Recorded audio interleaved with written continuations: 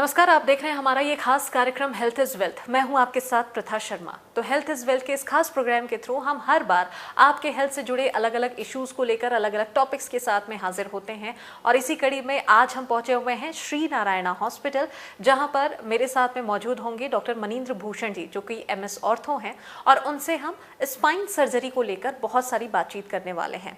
तो स्पाइन क्या है, क्यों, कितना इंपॉर्टेंट रोल ये हमारे ह्यूमन बॉडी पर प्ले करता है, इन सभी को लेकर हम बातचीत करेंगे। और साथ ही सर्जरी की कब नीड होती है, किन बातों का हमें ध्यान रखना चाहिए, कौन सी ऐसी बातें हैं जिनको इग्नोर करना चाहिए, ये सब कुछ आज के इस एपिसोड के थ्रू हम जानेंगे। तो डॉक्टर मनींद्र जी, बहुत स्वागत है आपका। तो चलिए अब इस चर्चा को हम आगे बढ़ाते हैं। और डॉक्टर मनींद्र जी, जैसे कि हमने अपने व्यूअर्स को बताया भी है कि स्पाइन सर्जरी को लेकर हम बातचीत करने वाले हैं। सबसे पहले स्पाइन के बारे में ही आपसे समझ लेते हैं कि क्या है और कितना इम्पोर्टेंट पार्ट है ये ह्यूमन बॉडी का। नमस्ते। जैसा कि मैडम ने बताया कि हम लोग आज स्पाइन सर्जरी से रिलेटेड कुछ मिथ्स एंड फैक्ट्स के बारे में बात करेंगे। क्या है spine? Spine in simple terms जो रीढ़ की हड्डी है, जो बैकबोन है, it controls our all the activities. जितनी सारी एक्टिविटीज़ हैं हाथ की, पैरों की, वो सारी एक्टिविटीज़ जो है वो सेंटर में बैकबोन के द्वारा कंट्रोल होती है। आज के हमारे करंट लाइफस्टाइल में ये बहुत ही इम्पॉर्टेंट हो गया है कि we should take care of our back, otherwise हमारे लिए बहुत सारी परेशानियां आ सकती हैं। चलिए, बिल्कुल। तो कुल मिलाकर ये तो बात पता चली है कि स्पाइन का जो हिस्सा होता है वो काफ़ी ज़्यादा इम्पॉर्टेंट रोल प्ले करता है एक ह्यूमन बॉडी पर। डॉक्टर मनींद्र जी, आगे आपसे ये भी समझना चाहेंगे कि क्योंकि ये तो हमने आपसे समझ लिया है कि ये बहुत इम्पॉर्टेंट होता है, इस पर फोकस करना कितना इम्पॉर्टेंट है और क्या लगता है, क्योंकि आजकल लगातार लोगों को इससे जुड़ी समस्याएँ काफ़ी ज़्यादा होने लगी है और ये जो समस्या है वो काफ़ी कॉमन हो गई है। तो आप इसे कैसे देखते हैं? डेफिनेटली मैं इस प्रॉब्लम को एक्सेप्ट करता हूं कि हाँ, हमारे इस करंट सिनारियो में बैक से रिलेटेड प्रॉब्लम्स बहुत बढ़ गई हैं और उसका एक रीज़न हमारी लाइफ स्टाइल जो है वो बहुत बड़ा रोल इसमें प्ले करती है। हमारी sedentary lifestyle, lack of exercise, lack of balance diet, proper food, proper nutrition, ये सारी चीज़ों का बहुत बड़ा रोल है। और उसके साथ साथ how we maintain our posture, हमारी स्लीप रिक्वायरमेंट जो हैं, whether they are getting fulfilled, ये सब सारी चीज़ों का डेफिनेटली इसमें बहुत बड़ा रोल है। तो कहीं ना कहीं जैसे कि अभी आपने बताया भी है, तो ये लाइफस्टाइल से जुड़ी एक समस्या भी हो सकती है कि अगर हम प्रॉपर अपना लाइफस्टाइल या फिर जो अपना रेगुलर जो स्केड्यूल है उसे फॉलो अच्छे से नहीं करते हैं, तो कहीं ना कहीं ये प्रॉब्लम कुछ ऐसा कोरिलेट करती हैं। आपको क्या लगता है, एक बिगड़ती लाइफस्टाइल के लिए ये कितना जिम्मेदार है? क्योंकि आजकल लगातार भागदौड़ भरी ज़िंदगी हो गई है, हर किसी को अपने लिए टाइम निकाल पाना, वक्त निकाल पाना बहुत मुश्किल उनके लिए हो गया है, जिसकी वजह से वो एक्सरसाइज या हेल्दी रूटीन फॉलो नहीं कर पाते हैं। क्या कहेंगे आप और क्या कहना है आपका इस पर? डेफिनेटली इस भागदौड़ भरी ज़िंदगी में हमें टाइम बहुत कम मिलता है अपने लिए सोचने के लिए, लेकिन हमें एटलीस्ट दिन में आधे घंटे से 1 घंटे अपने लिए निकालना ही पड़ेगा ताकि हम पूरे 24 आवर्स अच्छी तरह से वर्क कर सकें। और ये ऐसा कोई मेजर रॉकेट साइंस नहीं है कि हाँ, हमें बहुत नॉलेज या बहुत सारी चीज़ों की जानकारी होनी चाहिए अपने स्पाइन को हेल्दी रखने के लिए। बहुत सारे सिंपल से कुछ एक्सरसाइजेस या सिंपल से ट्वीक्स हमारे बैठने में, चलने में, स्लीपिंग पोजीशन में, ये सब जो है in long term, in long run बहुत बड़ा डिफरेंस क्रिएट करते हैं और जिसके लिए बहुत ज़्यादा टाइम, एफर्ट की ज़रूरत नहीं है।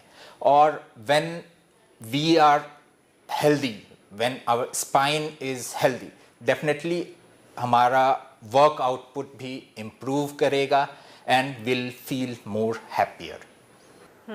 तो कुल मिलाकर एक अच्छे लाइफस्टाइल को फॉलो करना, चाहे वो हेल्दी डाइट से रिलेटेड हो, चाहे आपके वर्कआउट से रिलेटेड हो, इसको फॉलो करना बहुत ज़्यादा ज़रूरी होता है, क्योंकि ये सारी चीज़ें कोरिलेट करती हैं आपके स्पाइन से।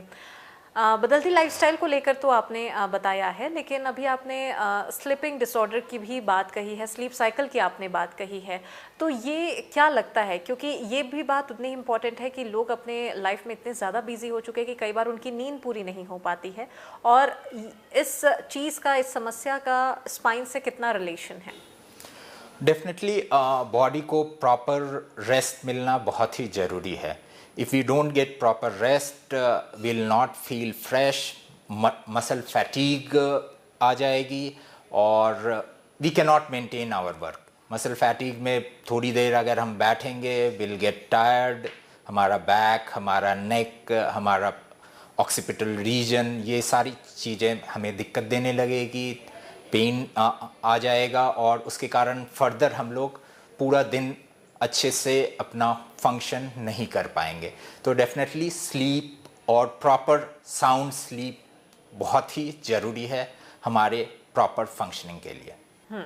तो कुल मिलाकर स्केड्यूल को लेकर हम लगातार बात कर रहे हैं, हेल्दी लाइफस्टाइल इसके लिए बहुत ज़रूरी होती है, लेकिन अगर जिस तरीके से आपने बताया कि ये सारी चीज़ें बहुत इंपॉर्टेंट होती है एक अच्छे हेल्दी स्पाइन के लिए, सर्वाइकल को आप कैसे देखते हैं और कितना कोरिलेट इसे स्पाइन के इशू से किया जा सकता है? Cervical it's kind of medical term for neck. Neck को मेडिकल टर्म में सर्वाइकल स्पाइन बोलते हैं। तो cervical is not a disease per se, इसको डिजीज़ की तरह नहीं सोचना चाहिए। नहीं, cervical that is a normal anatomical structure, हमारे बॉडी का अभिन्न हिस्सा है गर्दन, जिसको मेडिकल टर्म में सर्वाइकल बोलते हैं। हाँ, उससे रिलेटेड बहुत सारे परेशानियां ज़रूर हमारे डे टू डे लाइफ में आती हैं। गर्दन का दर्द, गर्दन की अकड़न, नेक मूवमेंट प्रॉपर नहीं हो पाना, हाथों में झुनझुनी, सूनापन, ये सारी चीज़ें सर्वाइकल स्पाइन के प्रॉब्लम्स के कारण हो सकते हैं। और अगर इनको अर्ली स्टेज में प्रॉपरली डायग्नोज नहीं किया गया तो उसके लॉन्ग टर्म इर्रिवर्सिबल कॉन्सिक्वेंसेस हो सकते हैं, जिनको अगर वो लेट आते हैं तो हम बहुत ज़्यादा मदद नहीं कर पाएंगे जितना अगर वो हमारे पास अर्ली स्टेज में डिटेक्ट होते हैं और प्रॉपरली मैनेज होते हैं। चलिए, बिल्कुल, तो पूरा हिस्सा तो नहीं, लेकिन एक हद तक इसे एक हिस्सा ज़रूर इसका स्पाइन से जोड़कर देखा जा सकता है। स्पाइन की जब हम लगातार बातचीत कर रहे हैं तो ये सर्वाइकल के लिए कितना जिम्मेदार है ये सब तो हमने देखा है। ये किस एज के लोगों को ये समस्या होती है या कभी भी किसी को हो सकती है? कब ये समझ में आता है कि कोई एक पेशेंट या कोई एक इंसान इस समस्या से जूझ रहा है या उसे ऐसे प्रॉब्लम्स आ रहे हैं? क्या कुछ सिम्टम्स हैं इसके? बहुत अच्छा आपने प्रश्न उठाया। Age group mostly middle age में ज़्यादा कॉमन होता है, लेकिन ऐसा कोई age such specific age group नहीं है। ऑब्वियसली चिल्ड्रंस में ये थोड़ा कम होता है, लेकिन आज के डेट में मोबाइल यूजेज और इम्प्रॉपर कंटिन्यूस टेलीविज़न देखने से, ये सब चीज़ों से गर्दन की प्रॉब्लम इवन यंग एज में भी बढ़ रही है। जब हम बात करते हैं गर्दन के प्रॉब्लम के बारे में तो हमें कुछ चीज़ों पे कुछ विशेष ध्यान देने की ज़रूरत होती है। That is called as red flag sign, कि ऐसे रूटीन पेन तो हमारे लाइफ टाइम में हर एक आदमी को साल में 1 या 2 बार होता ही होता है, लेकिन we should never miss red flags in spine. अगर हम रेड फ्लैग्स की बात करें तो आखिर क्या होता है ये रेड फ्लैग, जिसको हम लोगों को अर्ली डिटेक्ट करके प्रॉपर स्पेशलिस्ट से कंसल्टेशन करना चाहिए। रेड फ्लैग्स अगर की बात करें तो कोई भी दर्द जो कि कंटिन्यूस हो more than 6 to 8 weeks, rest pain, night pain, जो दर्द हमें रात में सोते वक्त भी हमारी स्लीप को डिस्टर्ब कर रहा हो, pen associated with fever, pen associated with हमारे अगर हाथ और पैर में दर्द जा रहा हो, अगर उसमें वीकनेस आ रही हो, हम लोग हाथ से प्रॉपर काम नहीं कर पा रहे हैं, जैसे सिंपल वर्क्स, बटन लगाना, हाथ से खाना खाना, हमारे चलने में अगर डगमगाहट आ रही है, अगर हमारे यूरिन या मोशन में कोई इन्वॉल्वमेंट होता है, फ्रीक्वेंसी चेंज हो रही है, इनवॉलंटरी यूरिन हो रहा है, तो ये सब definitely we should never miss, we should never consider कि नहीं नहीं ये सिंपल प्रॉब्लम्स हैं, धीरे धीरे चली जाएंगी। नहीं, ये सब में हमें तुरंत स्पेशलिस्ट की सलाह लेनी चाहिए। और मैं इस पे विशेष फोकस करना चाहूँगा, क्योंकि ऑब्वियसली अगर हम लोग कुछ हेल्थ रिलेटेड टॉक्स कर रहे हैं तो उससे हमारे समाज को कुछ लेसन्स मिले and they should improve their health. जी, ये हमेशा ये बात निकल कर भी सामने आती है कि जब भी किसी को किसी प्रकार की कोई समस्या होती है तो ये बात बहुत ज़रूरी हो जाती है कि वो खुद डॉक्टर ना बने और खुद से कोई दवाइयाँ भी प्रेफर ना करें। उन्हें फ़ौरन ही नियर बाय डॉक्टर से कंसल्ट उन्हें ज़रूर करानी चाहिए, और यही बात स्पाइन के लिए भी सामने आ रही है। डॉक्टर मनिंद्र जी, आगे आपसे एक ये भी सवाल है कि स्पाइन को लेकर चूँकि हम लगातार चर्चा कर रहे हैं, कई बार ऐसा देखा जाता है कि जब सीवियर पेन लोगों को फील होता है या स्पाइन से जुड़ी कोई उन्हें समस्या होती है, कोई परेशानी होती है या पेन वो फील करते हैं, तो वो पेन किलर लेना ज़्यादा प्रेफर कर लेते हैं रादर देन वो नियर बाय डॉक्टर से कंसल्ट कराने के। तो ये कितना सही है इमीडिएट यहाँ पर टाइम के लिए? जैसा मैंने अभी इस पॉइंट पे स्ट्रेस दिया कि हाँ, नॉर्मल रूटीन पेन में कोई इशू नहीं होता है, लेकिन spine is something where time matters. In situations जहाँ पे ऑनगोइंग इन्फेक्शन या ट्यूमर्स रहते हैं, सबों के सिम्टम्स पेन ही होते हैं। ऐसा नहीं है कि कोई इन्फेक्शन कोई और डिफरेंट सिम्टम्स से प्रेजेंट करेगा, नहीं, सबों की अर्ली प्रेजेंटेशन जो है वो या तो गर्दन में दर्द या बैक पेन या अपर बैक पेन ऐसे ही प्रेजेंट करते हैं।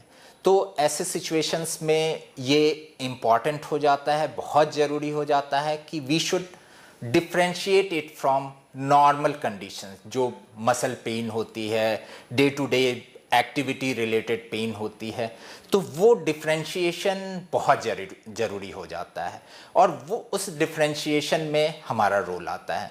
बहुत सारी लोगों में भ्रांतियाँ होती हैं कि नहीं, स्पाइन सर्जन से हमें तब मिलना चाहिए जब हमें सर्जरी की ज़रूरत होती है, लेकिन मैं कहूँगा ऐसा बिल्कुल भी नहीं है। स्पाइन सर्जन इस डिफ्रेंशिएशन में हेल्प करेगा।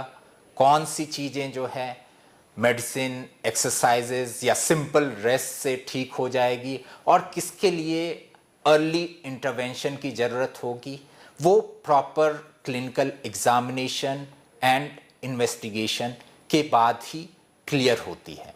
तो अगर आप उनसे अर्ली स्टेज में मिलते हैं तो जो अननेसेसरी हैसल्स या प्रॉब्लम्स बाद में आ सकती हैं मिसमैनेजमेंट के कारण, लेट डायग्नोसिस के कारण, उससे हम बच सकते हैं। दूसरी बात, स्पाइन सर्जन ऐसा नहीं है कि हाँ, अगर सर्जन है तो वो सारे पेशेंट्स की सर्जरी ही करते हैं। हम लोग भी 90 to 95% पेशेंट्स का इलाज medicine, exercises, proper diet and lifestyle modification से ही करते हैं। इस बात पे मैं दोबारा स्ट्रेस देना चाहूँगा कि मेरे ओपीडी में अगर 100 पेशेंट्स आते हैं तो उसमें 90 to 95% पेशेंट्स को सर्जरी की ज़रूरत नहीं पड़ती है, और हम लोग एडवाइस भी नहीं करते।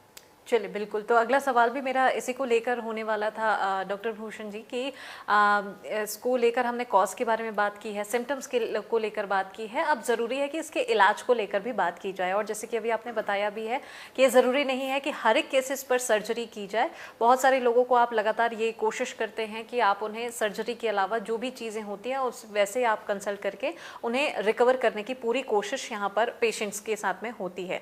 लेकिन अगर सर्जरी की बात आती है तो किस केसेस में और कौन से वो सिम्टम्स होते हैं या पेशेंट का कौन सा वो स्टेज होता है जिसकी वजह से स्पाइन से रिलेटेड अगर कोई समस्या से कोई पेशेंट जूझ रहा है तो सर्जरी की ज़रूरत पड़ती है?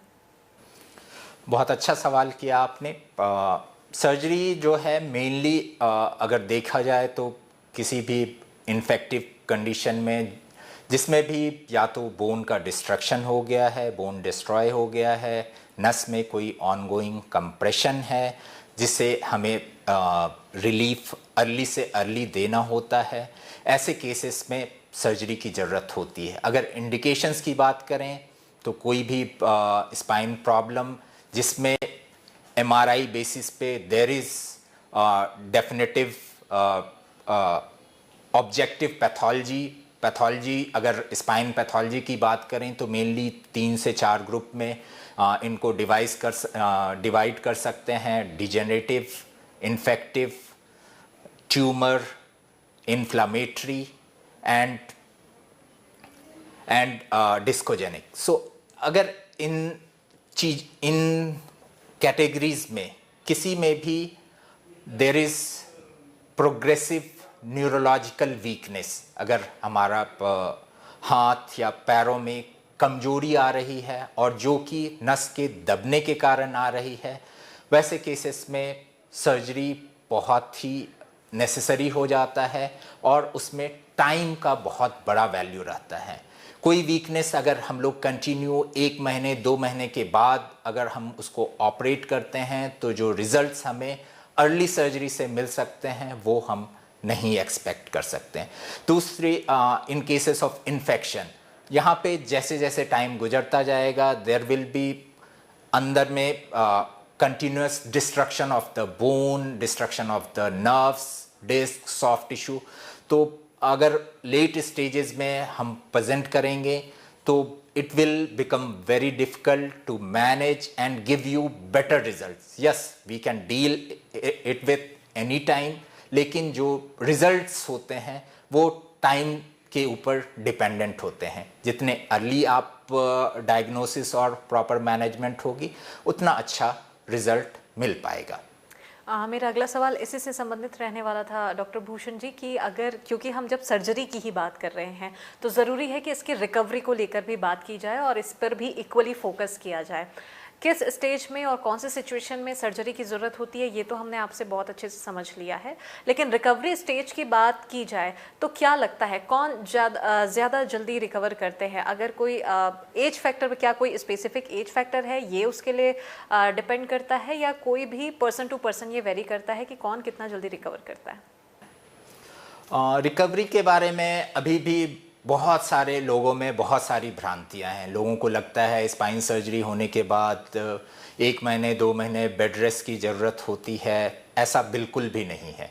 रिकवरी बोली जाए तो अगर हम आज ऑपरेट कर रहे हैं, नेक्स्ट डे से चलना फिरना, अपना रूटीन एक्टिविटी सब कुछ कर सकते हैं रिगार्डलेस ऑफ एज। ऐसा नहीं है कि हाँ ये सब सिर्फ यंग एज में ही पॉसिबल है, नहीं, old age or even any age group this is possible कि next day we can mobilize, and that is the main aim of our surgery कि so that we can bring them back to their routine life as early as possible। अगर वैसा कर पा रहे हैं तो बहुत सारी प्रॉब्लम्स ऑफ, अगर कंटिन्यूस बेड रिडन है तो there will be health related effects as well as economic effect कि आप ऑफिस नहीं जा पाते हो, अपना रूटीन काम नहीं कर पाते हो। तो ये सब में डेफिनेटली हमारी सर्जरीज जहाँ पे भी ज़रूरत है इंडिकेटेड केसेस में it really helps and it really helps a lot. तो ये मानसिकता कि नहीं स्पाइन सर्जरी के बाद बहुत दिनों का बेड रेस्ट, ऐसा ये पुरानी मिथ है और जिसको मैं स्ट्रांगली कहना चाहूँगा कि नहीं, ऐसा कुछ भी नहीं है।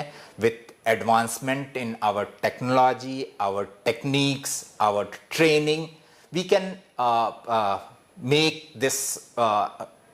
make it really fast और उनको हम लोग जल्दी से जल्दी बैक टू रूटीन लाइफ में ला सकते हैं।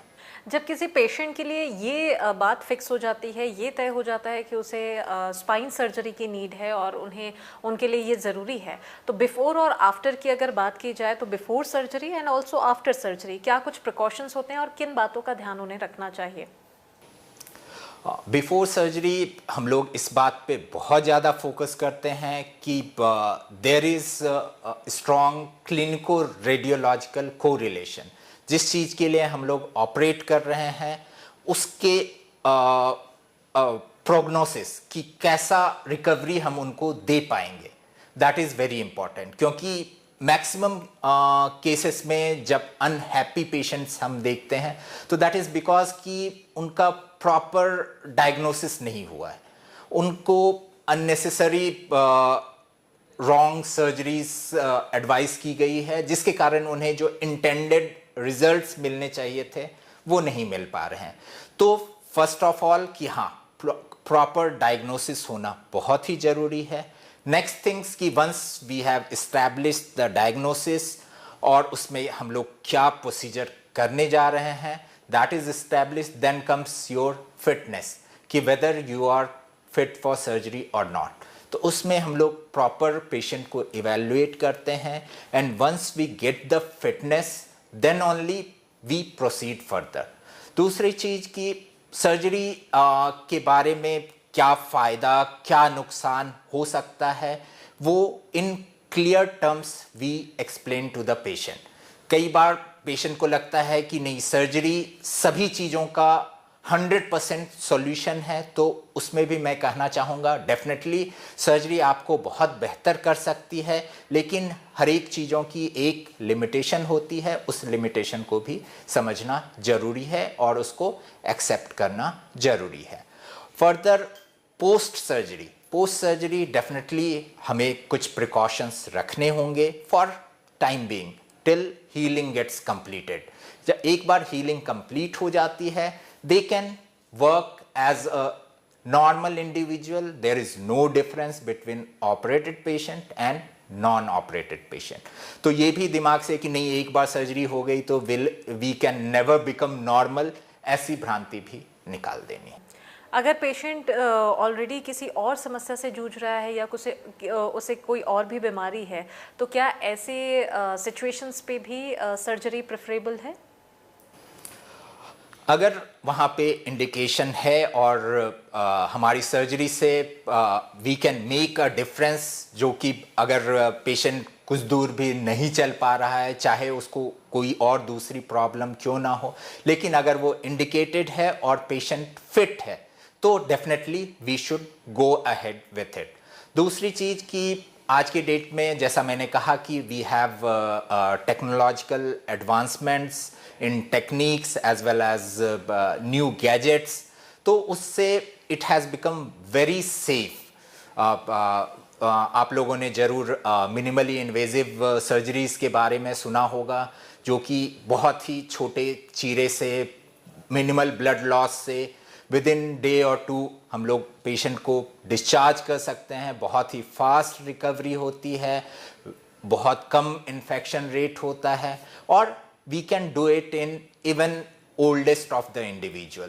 तो obviously मैं बार बार इस बात पे स्ट्रेस डालूंगा कि हाँ, हमारी टेक्निक्स अभी पहले से बेहतर हो गई हैं और हमारे रिजल्ट्स भी पहले से बेहतर हो गए हैं। तो यहाँ पे डिफरेंट अदर डिजीज या age is no more a deciding factor. If there is need, patient is fit for surgery, we can definitely do our surgery। बिल्कुल। एक आखिर सवाल आपसे डॉक्टर भूषण जी कि कितना क्योरेबल है ये, क्योंकि स्पाइन सर्जरी की बात हो रही है, सर्जरी में क्या कुछ किन बातों का ध्यान रखना चाहिए ये भी बात हो रही है, तो ये जानना भी ज़रूरी है कि कितना क्योरेबल है ये। Definitely it is very much curable. ऐसा नहीं है कि हाँ एक बार स्पाइन प्रॉब्लम हो जाती है तो पेशेंट को ज़िंदगी भर उस प्रॉब्लम से जूझना पड़ता है, नहीं, ये भी एक भ्रांति है। with proper diagnosis, early diagnosis, proper management and proper indicated cases में surgeries के बहुत ही अच्छे result होते हैं and they can live their routine life as a normal individual। They can do all the work which a normal individual। चले बिल्कुल, तो क्योरेबिलिटी को लेकर अगर जब बात आ रही है तो काफ़ी ज़्यादा ये क्योर होता है। तो डॉक्टर मानेंद्र जी, बहुत शुक्रिया आपका हमारे साथ इस प्रोग्राम में जुड़ने के लिए और साथ ही स्पाइन सर्जरी को लेकर जो आपने बहुत सारी इतनी जानकारियाँ दी है, इसके लिए आपका बहुत शुक्रिया। तो आज हेल्थ इज वेल्थ के इस खास प्रोग्राम के थ्रू हमने स्पाइन सर्जरी को लेकर बहुत सारी चर्चा की है। हमने ये जाना है कि इसके सिम्टम्स क्या कुछ होते हैं, कॉजेज इसके क्या कुछ है, और फिर इसके इलाज को लेकर भी हमने बातचीत की है। स्पाइन सर्जरी की कब ज़रूरत होती है, और अगर किसी पेशेंट को ये सलाह दी जाती है कि उसे सर्जरी की नीड है तो उसके पोस्ट और प्री दोनों के सिचुएशन, ये सब कुछ हमने बहुत अच्छे से विस्तार से यहाँ पर समझा है। तो इसी के साथ हेल्थ इज वेल्थ के इस खास प्रोग्राम में फिलहाल इतना ही। अगली बार हम फिर से हाजिर होंगे आपके हेल्थ से रिलेटेड एक नए इशू को लेकर। तब तक के लिए मुझे दीजिए इजाज़त। नमस्कार।